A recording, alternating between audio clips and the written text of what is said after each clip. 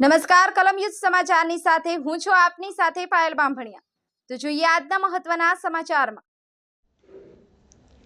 આજરોજ તારીખ 10/9/2024ના રોજ આમોદ પોલીસ સ્ટેશન ખાતે આમોદ પોલીસ દ્વારા સુરતમાં બનેલ ઘટનાને અનુસંધાને ફરીથી આમોદ પોલીસ સ્ટેશનના પટાંગણમાં આગામી ગણપતિ મહોત્સવ તથા ઈદ એ મિલાદના તહેવારની ઉજવણી અન્વયે આમોદ પોલીસ સ્ટેશન ખાતે ગણેશ સમિતિના આગેવાન, ગણેશ મંડળોના આયોજકો તથા મુસ્લિમ સમાજના આગેવાનો સાથે શાંતિ સમિતિની મીટિંગનું આયોજન કરવામાં આવેલ અને સદર તહેવારની ઉજવણી શાંતિપૂર્ણ માહોલમાં થાય તે અંગે જરૂરી માર્ગદર્શન અને સૂચનો આપવામાં આવેલ તેમજ આગેવાનો સાથે ચર્ચા કરી આગેવાનોની વિસર્જન અંગેની રજૂઆત આમોદ પોલીસે શાંતિપૂર્વક સાંભળી નિરાકરણ લાવવા જણાવેલ હતું।